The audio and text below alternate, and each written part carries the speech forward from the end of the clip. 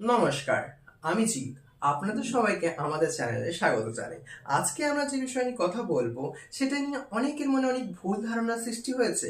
আবার অনেকে ভয়ও পান, আবার অনেকে লজ্জাও পান। আজকে আমরা যে বিষয় নিয়ে কথা বলবো সেটা হলো এইচআইভি টেস্টিং। অনেকে মনে করে কোনো ঝুঁকিপূর্ণ কার্যকলাপের পর যদি তিনি এইচআইভির জন্য রক্ত পরীক্ষা করে নেন তাহলে তিনি নিশ্চিত হতে পারবেন তার এইচআইভি হয়েছে বা এইচআইভি হয়নি, মানে তিনি এইচআইভি পজিটিভ বা এইচআইভি নেগেটিভ। কিন্তু বিজ্ঞান সেটা বলে না। বিজ্ঞানের মতে যদি কোনো ঝুঁকিপূর্ণ কার্যকলাপের পর পর এইচআইভির জন্য রক্ত পরীক্ষা করা হয় তাহলে এইচআইভি রিপোর্ট নেগেটিভ আসবে, কিন্তু শরীরে এইচআইভি ভাইরাস থেকে যেতে পারে। তাই আজকে আমরা এই ভিডিওতে জানবো এইচআইভির জন্য রক্ত পরীক্ষা কখন করা উচিত বা এইচআইভির জন্য রক্ত পরীক্ষার সঠিক সময় কোনটি, আর দ্বিতীয় এইচআইভির জন্য রক্ত পরীক্ষা কোথায় করলে আমার গোপনীয়তা বজায় থাকবে।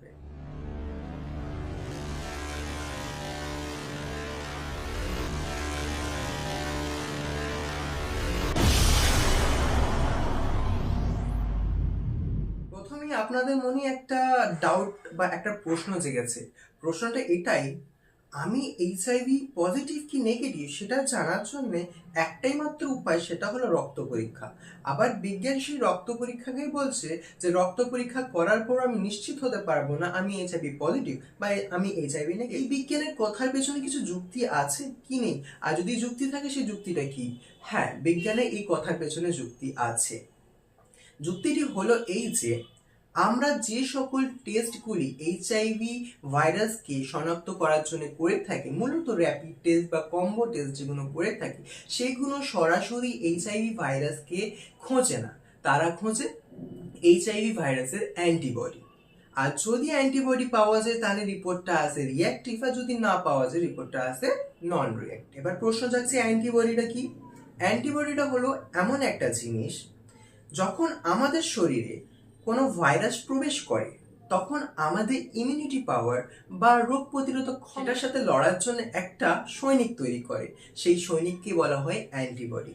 আর এই ক্ষেত্রে যখন আমাদের শরীরে ভাইরাসটা প্রবেশ করে এইচআইভি ভাইরাস, তখন আমাদের ইমিউনিটি পাওয়ার বা রোগ প্রতিরোধক ক্ষমতা একটা অ্যান্টিবডি বা সৈনিক তৈরি করে।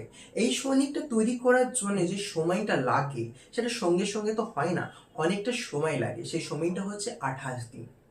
এই 28 দিনের ভেতরে যদি আপনি টেস্ট করিয়ে থাকেন তাহলে আপনার টেস্টের রিপোর্ট নেগেটিভ এলেও আপনার শরীরে রোগটা থেকে যেতে পারে বা ভাইরাসটা থেকে যেতে। এখন আপনার মনের ভেতরে প্রশ্ন জেগেছে যে আমরা এইচআইভি টেস্ট কখন করাবো, আর কি টেস্ট করালে আমি শনাক্ত করতে পারবো যে আমি এইচআইভি পজিটিভ বা আমি এইচআইভি নেগেটিভ, বা সরল কথায় বলতে গেলে আমার স্ট্যাটাসটা কি আমি জানতে পারবো। তাহলে বলা যেতেই পারে যে কোনো ঝুঁকিপূর্ণ কাজের পর যদি আপনার শরীরে এইচআইভি ভাইরাস প্রবেশ করে থাকে তাহলে সে 28 দিন পর তার অ্যান্টিবডি তৈরি করবে, আর আপনি সেই অ্যান্টিবডি পরীক্ষার মাধ্যমে জানতে পারবেন আপনার স্ট্যাটাস। তাহলে আপনি কি কি পরীক্ষা করাতে পারবেন?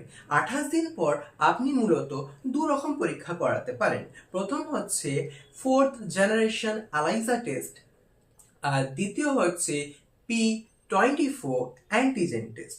এটা করানোর পর আপনি নিশ্চিত হতে পারবেন যে আপনার এইচআইভি পজিটিভ বা এইচআইভি নেগেটিভ। আবার অনেক ক্ষেত্রে WHO বা বিশ্ব স্বাস্থ্য সংস্থা এবং ডক্টরদের মতে 90 দিন পর যদি আবার টেস্টটা করানো হয় তাহলে এই টেস্টের যে ফলাফল সেটা 99.9% সঠিক পাওয়া যায়। তাহলে বুদ্ধিমানের কাজ এটাই হবে যে প্রথমত 28 দিনে যদি রিপোর্ট নেগেটিভ আসে তাহলে আবার পুনরায় 3 মাস পর টেস্টটা করিয়ে নেওয়া দরকার। যদি রিপোর্ট নেগেটিভ আসে তাহলে মনে করবেন যে আপনি নেগেটিভ, আর যদি রিপোর্ট পজিটিভ আসেন তাহলে মন খারাপ করার কিছু নেই। এখন অনেক মেডিসিন, উন্নত মেডিসিন এসে গেছে। আপনি এআরটি ট্রিটমেন্টের সাহায্যে নিজেকে একটা সাধারণ মানুষ যেমন বেঁচে থাকে তেমন এআরটি মেডিসিনে এর ওষুধ খেয়ে আপনিও একটা সাধারণ মানুষের মতো জীবনযাপন করতে পারবেন। তাহলে চলে আসি আমাদের দ্বিতীয় প্রশ্নে, যেটা আমরা ভিডিও শুরু করার আগেই বলেছিলাম যে কোথায় এইচআইভি টেস্ট করলে আমার গোপনীয়তা সুরক্ষিত থাকবে বা বজায় থাকবে। এটার জন্য আপনার কাছে দুটো পথ খোলা আছে, একটা হচ্ছে সরকারি আর দ্বিতীয় হচ্ছে বেসরকারি। সরকারি দিকে যদি আসা যায়, প্রত্যেক জেলায় জেলা হাসপাতাল আর মেডিকেল কলেজে আইসিটিসি সেন্টারে এইচআইভির বিনামূল্যে পরীক্ষা করা হয় গোপনীয়তার সাথে। এখানে সুবিধা এটাই যে আপনি যখন যাবেন আপনাকে প্রথমে কাউন্সেলিং করা হবে, আপনার সব কথা শোনা হবে, তারপরে তারা ডিসিশন নেবেন বা তারপরে তারা ভাববেন আপনাকে কি পরীক্ষা কখন করানো হবে, কোন দিন করানো হবে, সেটা তারা আপনার সাথে কথোপকথনের মাধ্যমে তারা সেটাকে ফাইনাল করবেন। তারপরে আপনার সেখানে পরীক্ষা হবে, আর যদি রিপোর্ট পজিটিভ এসে যায় তাহলে আপনার সেখান থেকে এআরটি সেন্টারে ট্রান্সফার করে আপনার মেডিসিনের ব্যবস্থা বিনামূল্যে করে দেওয়া হবে। আর যদি আপনি বেসরকারি দিকে যেতে চান তাহলে আপনি সেটাও করতে পারেন।